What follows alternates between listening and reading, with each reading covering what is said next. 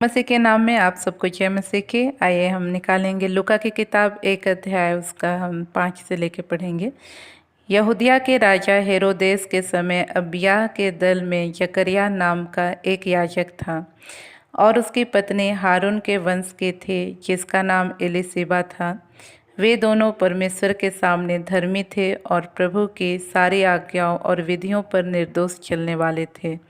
उनके कोई भी संतान न थी, क्योंकि एलीशिबा बांझ थे और वे दोनों बूढ़े थे। यहाँ हम देखते हैं प्रियो, यह जो है एक याजक के विषय में है और उसकी पत्नी के विषय में, जिसका नाम जकरिया था और उसकी पत्नी का नाम जो है एलीशिबा था। तो हम इस प्रकार यहाँ देखते हैं कि वे जो है परमेश्वर की भय भक्ति में चलने वाले लोग थे, फिर भी उनके जीवन में क्या थे, संतान की कमी थी। और हम अगर आगे पढ़ें तो पाएंगे कि जकरिया जो है लगातार जो है परमेश्वर से इस विषय के लिए प्रार्थना भी कर रहा था, लेकिन जिस समय परमेश्वर ने उसकी प्रार्थना को सुना और जो है उसको उत्तर देने के लिए अपने एक स्वर्गदूत को जो है भेजा, उस समय जो है उसकी आयु काफ़ी हो चुकी थी और वह अपने आयु के कारण जो है वह उन बातों पे विश्वास जो है ना कर सक रहा था। तब जो है परमेश्वर का स्वर्गदूत ने उससे कहा, हम इसको देखेंगे 18 पद से हम पढ़ते हैं। यहाँ कहता है, जकरिया ने स्वर्गदूत से पूछा, यह मैं कैसे जानूं, क्योंकि मैं तो बूढ़ा हूँ और मेरी पत्नी भी बूढ़ी हो गई है।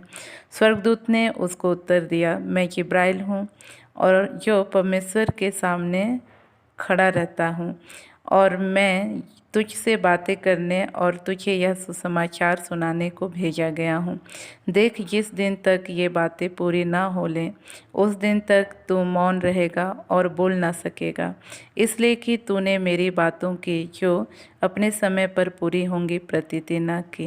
तो यहाँ देखते हैं प्रियो कि जो है जकरिया जरूर प्रार्थना करता था और परमेश्वर ने उसका प्रार्थना को सुना और जो है अपने दूत को भेजा, लेकिन जब उसको यह समाचार मिला कि जो है उसको एक पुत्र की प्राप्ति होगी, तब जो है वह उस पर विश्वास न कर सका, क्योंकि जो है परिस्थितियाँ क्या थी, एकदम उलट थी, प्रतिकूल परिस्थितियाँ थी, जिसके कारण उसके अंदर जो है विश्वास कर पाना जो है थोड़ा कठिन हो रहा था। लेकिन हम देखते हैं कि उसके अविश्वास की दशा में भी परमेश्वर ने अपने कहे हुए वचन को जो है पूरा किया। हम देखते हैं यूहन्ना का जन्म हुआ और वह जो है बड़ी सामर्थ के साथ परमेश्वर के द्वारा जो है इस्तेमाल किया गया और कई लोग उसके द्वारा जो है परमेश्वर के निकट आए। तो कहने का मतलब ये कि आज हमारे जीवन में भी परमेश्वर जब ऐसी बातों को करने का वायदा करता है जो हमारी पहुंच से बाहर की हैं या हमारे यह परिस्थितियों के उलट है, तो ऐसे समय में हमको भी विश्वास करना जो है थोड़ा दिक्कत होता है। लेकिन हमारा परमेश्वर जो है वायदे को पूरा करने वाला परमेश्वर है।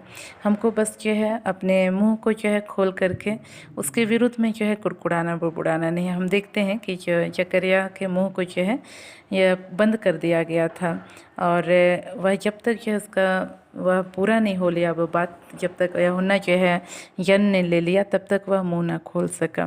तो जो है हो सकता है यदि उसका मुंह खुला रहता, यदि वो बोलता बातचीत करता, तो हो सकता है वह अपने मुंह से जो है अपनी पत्नी के पास भी अविश्वास की बातों को कहता और उसकी पत्नी भी जो है हो सकता है उसकी बातों के कारण डगमगा सकती थी, लेकिन परमेश्वर ने उसके मुंह को जो है बंद कर रखा। तो इस तरह से देखते हैं प्रियो कि मुंह जो है हमारी आशीषों को प्राप्त करने में किस तरह से एक बाधा उत्पन्न करता है। जब इस्राएली लोगों को परमेश्वर ने कनान देश की ओर ले करके चला, तब जो है रास्ते में जो है कई कमी घटी अपने जीवन में वे महसूस करते थे, जिसके कारण जो है वे कुड़कुड़ाया बुड़बुड़ाया करते थे और उनका कुड़कुड़ाना बुड़बुड़ाना ही, अविश्वास की बातें बोलना ही उनके लिए फंदा बन गया और वे जो है सुंदर देश कनान से जो है वंचित रह गए। तो उसी तरह से आज हमारे मुंह से बोली जाने वाली नकारात्मक बातें, अविश्वास की बातें परमेश्वर को जो है हमारे जीवन में वायदों को पूरा करने से जो है रोकने का काम करती है। इसलिए आज हमको जो है अविश्वास की बातों को नहीं कहना है, कुड़कुड़ाने वाली बातों को नहीं कहना है, लेकिन जो है हमको परमेश्वर पे भरोसा रखना है और विश्वास की बातों को कहना है। जिस प्रकार से यहोशू और कालेब ने जो है अपने मुंह को खोला और विश्वास की बातों को कहा और उन्होंने जो है उलट परिस्थिति थी, वहाँ के लोग जो है जहाँ परमेश्वर उनको चढ़ाई करने के लिए भेज रहा था, वहाँ के लोग जो है ऊंचे ऊंचे थे, लेकिन फिर भी उन्होंने जो है विश्वास की बातों को कहा और परमेश्वर जो है उनसे प्रसन्न था। और उस समय जो निकले हुए लोग थे उनमें से मात्र ये 2 व्यक्ति यहोशू और कालेब भी जो है उस कनान देश में जो है प्रवेश करने पाए। तो कहने का मतलब कि आज हमारे मुंह जो है हमारी आशीषों में रुकावट डाल सकता है, इसलिए आज हमको इसको जो है सोच समझ के इस्तेमाल करना है। परमेश्वर का वचन बताता है कि मनुष्य के जीभ के वश में जीवन और मृत्यु दोनों है, जो उसको इस्तेमाल करना जानता है उसको जो है फल भोगेगा। तो आज हमको जो है अपने मुंह का जो है सही इस्तेमाल करना है, जिससे जो है हम अपने जीवन में परमेश्वर के द्वारा रखी गई हर एक आशीषों का आनंद ले सकें। इन वचनों के द्वारा परमेश्वर हम सबको आशीषित करें।